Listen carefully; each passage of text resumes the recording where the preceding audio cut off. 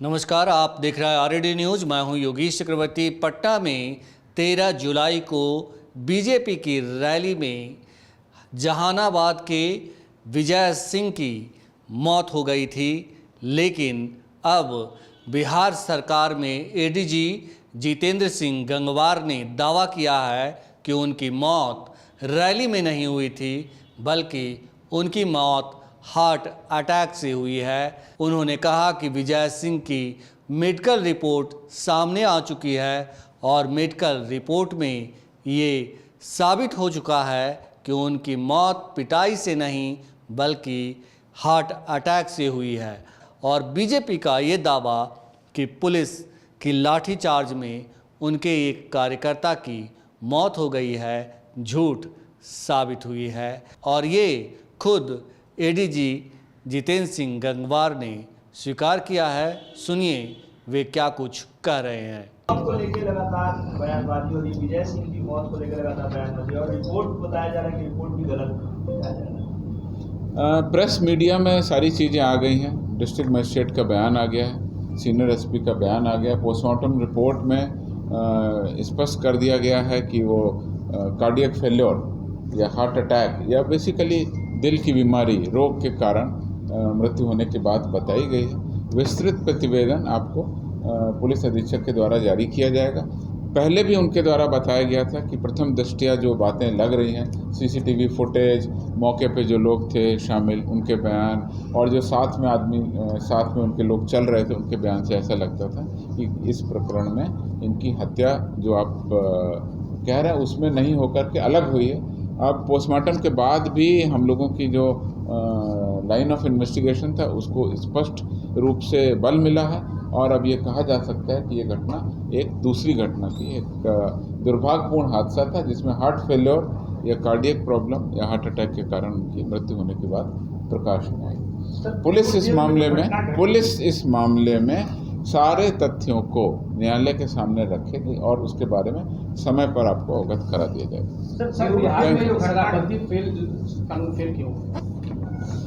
आपके अनुसार मैं आपको अगले 6 महीने की उपलब्धि और सारी चीज़ें आपके सामने रखूँगा। शराबबंदी को लेकर के बिहार पुलिस लगातार सक्रिय है, लगातार कार्रवाइयाँ की जा रही है। पिछली प्रेस वार्ता में मैंने आपको 2-3 चीज़ें स्पष्ट रूप से बताई थी। एक तो आपको ये बताया था कि किस तरीके से बड़े ट्रक और बहुत सारे बड़े कंसाइनमेंट को पकड़ने के लिए हमारी सारी टीम काम कर रही है। किस तरीके से जो ट्रक और 4 व्हीलर पर अवैध शराब की खेप लाई जाने की कोशिश की जाती है, उसको कितनी बड़ी संख्या में बिहार पुलिस डिटेन कर रही है, अरेस्ट कर रही है। और दूसरी हमने आपको जानकारी दी थी कि शराब के बड़े तस्कर माफिया जो इस पूरे व्यवसाय में अपना लाभ ढूंढने की कोशिश कर रहे हैं, आपराधिक काम कर रहे हैं, राज्य के बाहर जा कर के दूसरे राज्यों में बैठे तस्करों को भी बिहार पुलिस गिरफ्तार कर रही है। इन 2 विषयों पर मैंने डिटेल में प्रेस वार्ता करके आपको बता दिया था। देशी शराब पर भी लगातार कार्रवाई कर रहे हैं और हर तरह से पुलिस चौकस है। लगातार हमारे ALTF यानी एंटी लिकर टास्क फोर्स के द्वारा कार्रवाई की जाती है। जैसा आप लोगों को पता है, डेडिकेटेड एक लाइन भी है जिस पर आम पब्लिक भी अपनी सूचना देती है। मद्य निषेध विभाग भी अपने स्तर से पूरी कार्रवाई कर रहा है। पिछली प्रेस वार्ता में आपको उनके द्वारा की गई कार्रवाई के बारे में भी बताया गया था, किस तरीके से drone, motor boat, speed boat और अन्य उपकरणों की व्यवस्था करके उनके द्वारा भी कार्रवाई की जा रही है। उनके द्वारा उत्पाद थानों का सृजन कर उसके माध्यम से भी वो लोग वैधानिक कार्रवाई कर रहे हैं। सर, 5 लाख के करीब केसेस पेंडिंग है कोर्ट में। शराबबंदी कानून जब से लागू हुआ उसके बाद से इसको लेकर किस तरह से पुलिस अपने स्तर पर?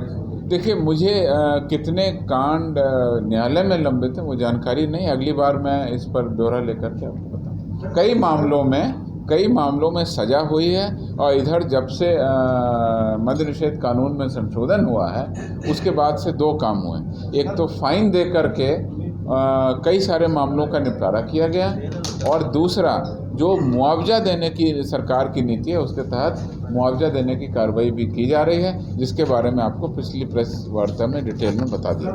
एक सवाल है कि पीड़ित परिवार अगर स्वस्थ होते हैं तो उनके इलाज के लिए एक ऑप्शन दिल्ली पंचायत को करते हैं, आपको हॉस्पिटल में बताया वो कैसे काम कर रहा है और एक वही हैं आपके 2018 बैच के, वो जीवन और मौत से जूझ रहे हैं, उनके इलाज के लिए उनके परिजनों को चंदा करना पड़ता है, ऐसा क्यों? नहीं, आप मैं आपको बता देता हूँ। पुलिस में कल्याण और राहत कोष के नाम से डिफरेंट अलग अलग कोर्स चलते हैं, अलग अलग उनकी इंटाइटलमेंट है।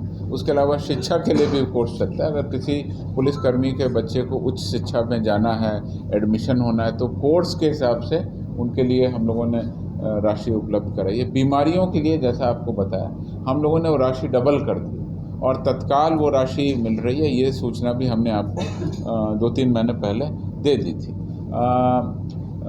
डिटेल में मैं आपको और भी जानकारियाँ कंपाइल करके मैं दे देता हूँ पिछले 6 महीनों में क्या हुआ है।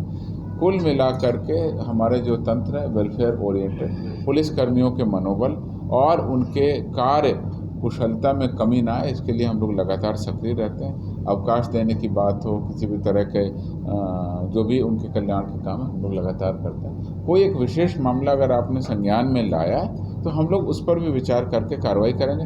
बहुत ही फ्लेक्सिबल, जन उपयोगी पुलिसकर्मियों के कल्याण के लिए ही नीति बनाई गई है और हर नीति में समय समय पर सुधार होता है। पिछली बार हमने इसकी राशि को डबल कर दिया। जो हमारी राशि थी इलाज के लिए, खासकर कैंसर या हृदय रोग से संबंधित या गंभीर बीमारियां, उसके उपचार में तो बहुत अच्छी राशि उपलब्ध करा दी गई थी। हर एक प्रकार के इलाज के कैटेगराइजेशन है और उसमें कितनी राशि उनको दी जानी है वो भी हम लोगों ने निर्धारित किया। आपने जो बात रखी है उसको मैं जांच करके बता पाऊंगा और हर कर्मी को लगातार हम लोग टच में रहते हैं और हम लोग लगातार निर्देश देते हैं कि कोई भी इस तरह का मामला आए तो तत्काल राहत के रूप में जो राशि उपलब्ध कराना है वो दी जाए। उसके अलावा विभाग में और भी प्रावधान है, एडवांस देने के प्रावधान है, बहुत सारे प्रावधान, उस पर हम लोग काम कर रहे हैं। सर, मुख्यमंत्री जी ने पुलिस बहाली में महिला कैंडिडेट्स को आश्वासन दिया था कि उनकी हाइट में कमी की जाएगी, लेकिन उसके बाद जो बहाली हो रही है सिपाही की बहाली के लिए किया गया, उसमें कोई कमी नीतिगत विषय पर मैं कुछ नहीं कर सकता। अखबार में मैंने पढ़ा है, उसके बाद कोई विस्तृत ब्यौरा नहीं आया। कई लोग जो है वो आसानी से आ जा रहे हैं, सीमा हैदर का भी मामला सामने आया है। बिहार पुलिस की सूचना पर क्यों कार्रवाई हो रही है और ऐसे लोग जो दाखिल हो जा रहे हैं उनकी पे लगाम क्यों नहीं कर पाते? Bihar police Indo Nepal border और सभी अंतर्राष्ट्रीय सीमाओं और अन्य सीमाओं पर लगातार चौकस। पिछली बार हम लोगों ने विस्तृत रूप से आपको बताया था किस देश के कितने नागरिक, मैंने राष्ट्रवार देश के कितने नागरिक किस आरोप में कब कब पकड़े, पूरा डिटेल हमने आंकड़ा दिया था। कुछ लोग पासपोर्ट के वायलेशन में, कुछ लोग वीज़ा के वायलेशन में, कुछ लोग अवैध तस्करी करते हुए और कुछ लोग शराब के कांड में पकड़े गए थे। किस देश के पकड़े गए थे, पूरा डिटेल हमने आपको आंकड़ा दिया था और उसके आधार पर लगातार हम लोग चौकस हैं, लगातार कार्रवाई की जा रही है। जैसा कि आप लोगों को पता है, सीमावर्ती क्षेत्रों में केंद्रीय पुलिस बल तैनात हैं और उनको भी पुलिसिंग का दायित्व दिया गया है।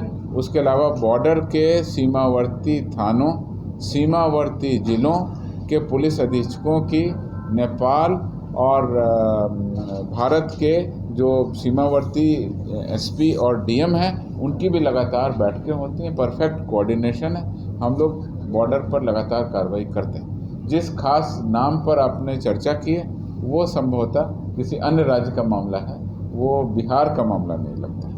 तो जो गिरफ्तारी हुई है उसके बारे में संक्षिप्त जिलावार ब्यौरा रखूँगा। औरंगाबाद में बिहार एसटीएफ, झारखंड पुलिस और केंद्रीय एजेंसी का जॉइंट ऑपरेशन हुआ। इस जॉइंट ऑपरेशन में झारखंड सरकार द्वारा 25 लाख रुपए के इनामी, एनआईए भारत सरकार द्वारा 5 लाख रुपए के घोषित इनामी, भाकपा माओवादी के Bihar Jharkhand special area committee के सदस्य कुख्यात नक्सली वीरेंद्र यादव उर्फ सौरभ जी उर्फ मरकस बाबा, पेसर जगदीश यादव उर्फ मास्टर को जो जिला औरंगाबाद के रहने वाले, उनको गिरफ्तार किया गया। 1 दर्जन से अधिक कांड इनके विरुद्ध में है। सारण के माझी थाना में बिहार एसटीएफ की विशेष टीम के द्वारा 50,000 के घोषित इनामी कुख्यात वांछित अपराधकर्मी विक्की यादव को दार्जिलिंग पश्चिम बंगाल के प्रधान नगर थाना क्षेत्र से छापामारी कर गिरफ्तार किया गया। इस व्यक्ति के द्वारा फरवरी 2023 में मुबारकपुर गांव में जो अभी घटना हुई थी फरवरी में, 2 व्यक्तियों को पीट कर जघन हत्या कर दी थी, जिसके कारण विधि व्यवस्था की भी समस्या उत्पन्न हुई थी, जिसको बाद में निपटाया गया। रोहतास के बघैला थाना में कुख्यात वांछित अपराधी एवं हत्याकांड के आरोपी 50,000 के इनामी मुन्ना सिंह उर्फ वशिष्ठ सिंह को गिरफ्तार किया गया। यह 2021 के बघैला थाना अंतर्गत कृष्ण बिहारी उपाध्याय हत्याकांड में वांछित थे और इनके विरुद्ध में भी आधा दर्जन से अधिक कांड दर्ज होने की सूचना। भागलपुर के बरारी थाना में 3 कुख्यात अपराधकर्मी को गिरफ्तार किया गया। इन अपराधकर्मियों में एक कपिल कुमार यादव है जिसके विरुद्ध में 7 कांड, एक मिथुन यादव उर्फ लंगड़ा इसके विरुद्ध में 6 कांड और एक वरुण यादव है जिसके विरुद्ध आर्म्स एक्ट चोरी के 2 कांड दर्ज हैं। गया के रामपुर थाना में 13 कांडों में कुख्यात अपराधकर्मी प्रेम यादव जो कई कांडों में संलिप्त था, कई कांडों में फरार चल रहा था और हाल ही में उसने 5 लाख रुपए की रंगदारी अपने सहयोगियों के साथ मिलकर मांगी थी। उसको आर्म्स एक्ट, रंगदारी, शराब तस्करी तथा अन्य मामलों में कुल 1 दर्जन से अधिक कांड इसके विरुद्ध दर्ज थे। इसको प्रेम यादव को हम लोगों ने गिरफ्तार किया। मोतिहारी जिला में ICICI बैंक में लूट की घटना हुई थी, उसका उद्भेदन किया गया और लूटी गई राशि के साथ अपराधकर्मी सिवान जिला से गिरफ्तार किए गए। सिवान जिला के कुख्यात अपराधकर्मी सद्दाम आलम गिरोह के वांछित अपराधकर्मी 3 थे और इन तीनों को जब पुलिस ने गिरफ्तार किया, जिनके नाम है इसरारुल मियाँ, मोहम्मद शहजाद अहमद, रहीम हुसैन, को बढ़िया थाना क्षेत्र सिवान जिला से अवैध आग्नेयास्त्र तथा मोतिहारी के डुमरी थाना क्षेत्र से ICICI बैंक से लूटी गई राशि के साथ गिरफ्तार किया गया। मतलब ये अपराध कर्मियों ने घटना मोतिहारी में की थी और गिरफ्तारी इनकी सिवान में हुई। इनके पास से 2 देशी पिस्तौल जिसमें मैगजीन लगा हुआ है, जिंदा कारतूस, नकद 6,15,000 रुपये, चरस और मोटरसाइकिल भी बरामद की गई। 22 जून को ही मोतिहारी जिला के डुमरा थाना क्षेत्र में करीब 18 लाख रुपए की लूट की घटना हुई थी। इसमें से लगभग 6 लाख रुपए की पुलिस के द्वारा रिकवरी इन अपराध कर्मियों से कर ली गई है। इनसे गहन पूछताछ कर आगे हम लोग कार्रवाई करेंगे। अवैध हथियारों के विरुद्ध जैसा हमने आपको बताया, लगातार बिहार पुलिस कार्रवाई कर रही है और अवैध हथियारों की ससमय बरामदगी से आगे होने वाले बहुत सारे अपराध को पुलिस रोक रही है। लखीसराय के मेदनी चौक थाना में मिनी गन फैक्ट्री का उद्भेदन कर दिया गया। इसमें 6 अर्धनिर्मित पिस्तौल, देसी कट्टा समेत 5 अपराधकर्मी राम बालक बिंद, फुलेश्वर बिंद, मुकेश शाह, प्रदीप शर्मा, अशोक पोद्दार को गिरफ्तार कर लिया गया। इसमें बहुत सारे अस्त्र बनाने के औजार और पूरी मिनी गन फैक्ट्री को हमने उद्भेदित करके 5 अभियुक्तों को गिरफ्तार किया। दूसरी उपलब्धि में हुलासगंज थाना जहानाबाद में सफ़ेद रंग के स्कॉर्पियो वाहन में कुछ अपराधी हथियार लेकर जा रहे हैं। इस पर STF के द्वारा चेस किया गया, तलाशी ली गई तो उसमें 5 हथियार तस्कर हमने बरामद किए। 1 पिस्तौल, 1 रेगुलर राइफल, 1 2 नाली बंदूक, 23 कारतूस, 3 मैगजीन के साथ कुख्यात हथियार तस्कर बबलू यादव को 4 सहयोगियों के साथ हमने गिरफ्तार कर लिया। और इनकी निशानदेही पर देखिए, पुलिस ने जब इनको गिरफ्तार किया, पूछताछ की, तो पूछताछ में जो बात आगे आई उसके बाद हमने फिर फॉलोअप किया। उसके बाद ये गिरफ्तारी हुई है जहानाबाद के हुलासगंज में, जो कि सीमावर्ती क्षेत्र है। फिर गया के बेलागंज में इनकी बताए अनुसार छापामारी की गई इनके निशानदेही पर, तो उसमें छापामारी कर एक मिनीगन फैक्ट्री का उद्भेदन किया गया, जिसमें 3 देशी पिस्तौल, 2 सिक्सर, अर्धनिर्मित सिक्सर 1, जिंदा कारतूस 2, खोखा 7, अन्य हथियार बनाने के उपकरणों को हमने बरामद किया। तो आप समझ सकते हैं कि पुलिस प्रोएक्टिव पुलिसिंग कर रही है, अपराध कर्मियों को अपराध करने से पहले रोक रही है, हथियारों को बनने से पहले रोक रही है। लगातार विधि व्यवस्था बनाए रखने, अपराध नियंत्रण के लिए जो कार्रवाई कर रही है उसका ब्यौरा मैंने आपके सामने रखा। और इस प्रेस वार्ता के प्रारंभ में ही महिलाओं और ख़ासकर हमारी जो कंप्लेनेंट हैं उनको थाना जाने में दिक्कत न हो, इसके लिए 850 थानों में महिला हेल्प डेस्क विधिवत प्रारंभ हो गया। इसकी विस्तृत जानकारी आपको दी थी। बिहार पुलिस मुख्यालय की नियमित प्रेस वार्ता में आप सभी का स्वागत है। 3 महत्वपूर्ण विषय हैं जिस पर मैं प्रेस वार्ता में अपनी बात रखूंगा। पहला, महिला हेल्प डेस्क और पॉक्सो एक्ट के अंतर्गत की गई कार्रवाई। दूसरा, स्पीडी ट्रायल के अंतर्गत हमारी उपलब्धियां। और तीसरा रहेगा कि हमारे हाल के दिनों में अपराध कर्मियों, नक्सलियों और अन्य सक्रिय गिरोहों के विरुद्ध जो कार्रवाई की गई है उसमें जो जिलों में स्पेसिफिक अचीवमेंट्स हों। सबसे पहले मैं महिला हेल्प डेस्क की बात लेता हूं। जैसा कि आप लोगों को जानकारी है, बिहार पुलिस लगातार जन उपयोगी कार्रवाई कर रही है और उसके तहत राज्य सरकार के दिशा निर्देश में महिलाओं के उत्थान, संरक्षण और उनके विरुद्ध होने वाले अपराधों में पीड़ितों को न्याय दिलाने, उनके कल्याण, उनके मनोवैज्ञानिक अध्ययन के उपरांत परामर्श, उनके पुनर्वास, सुरक्षा आदि विषयों पर राज्य की पुलिस द्वारा प्रत्येक स्तर पर सकारात्मक कार्रवाई की जा रही है। विशेषकर महिला सशक्तिकरण, महिलाओं के उत्थान तथा पीड़ित महिलाओं को थाना पर जाने में किसी भी प्रकार की समस्या न हो, उसकी दिशा में बिहार पुलिस के द्वारा लगातार कार्रवाई की जा रही है। जैसा कि आप लोगों को ज्ञात है, 26 फरवरी 2023 को इस वर्ष बिहार पुलिस दिवस के अवसर पर माननीय मुख्यमंत्री बिहार के द्वारा विधिवत महिला हेल्प डेस्क का राज्य स्तर पर उद्घाटन किया गया था। आज जो अद्यतन स्थिति है मैं उसके बारे में आपको बात रखता हूँ।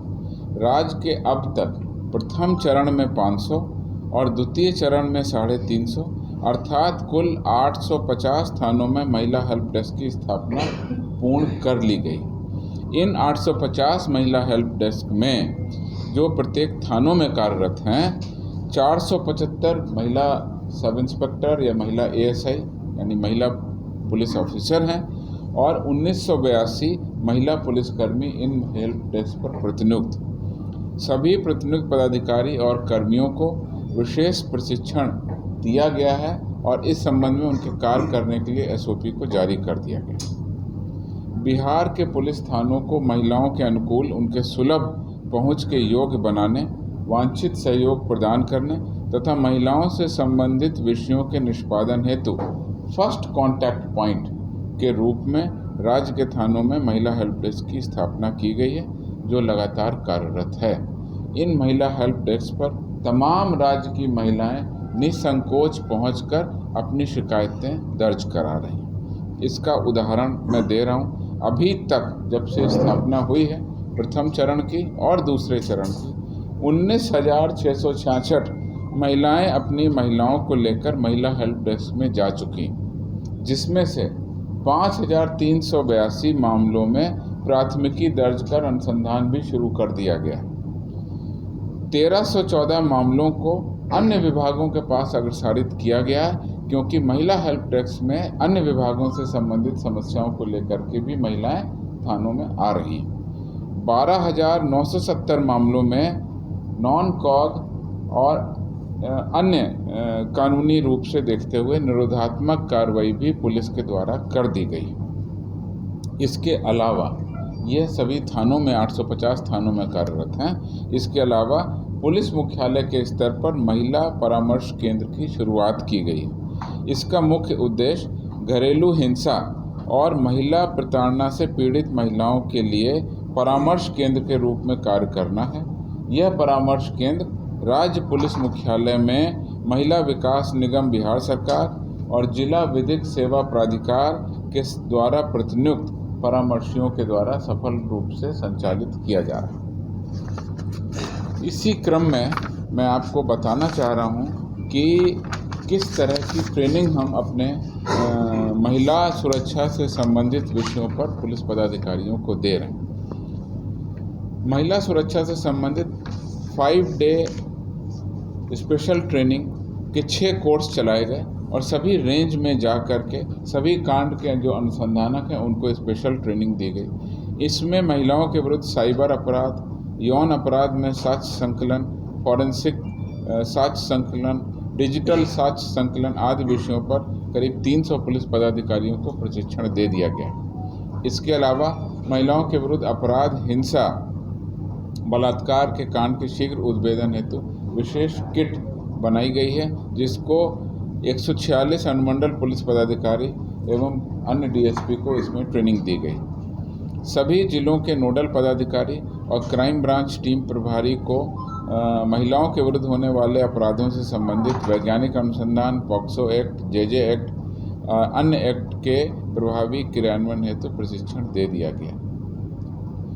वर्ष 2021, वर्ष 2022 और वर्ष 2023 के मई माह के आंकड़े मेरे पास हैं, जो पॉक्सो एक्ट से संबंधित हैं। ये आंकड़े मैं आपके सामने रख रहा हूँ। वर्ष 2021 और 2022 के पूरे आंकड़े हैं और वर्ष 2023 के मई माह तक के आंकड़े। प्रतिवेदित कांड, पॉक्सो एक्ट से संबंधित कांडों की संख्या 2021 में 1508, 2022 में 1794 और 2023 के मई में 779 कांड प्रतिवेदित हुए।